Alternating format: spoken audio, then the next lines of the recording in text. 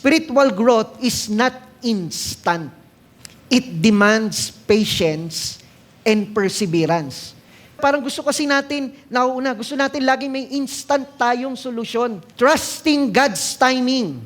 This means enduring trials patiently, believing that each challenge refines our faith.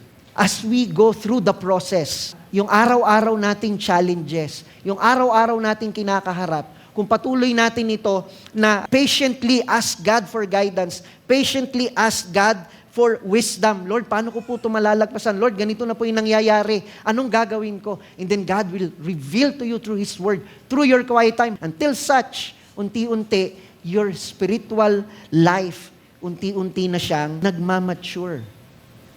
Sabi nga po dun sa Hebrews 6:1, let's stop going over the basic teaching about Christ again and again. Let us go on instead and become mature in understanding. Huwag din tayo minsang masyadong mainip. Di ba, minsan kasi tayo, gusto natin agad-agad yung isang taong tumanggap sa Panginoon, dapat change ka agad. Kaya nga po may discipleship eh. Kasi yun ang mandate natin. Alagaan, tignang mabuti yung mga tao na ipinagkatiwala sa atin ng ating Panginoon. So, we must be patient.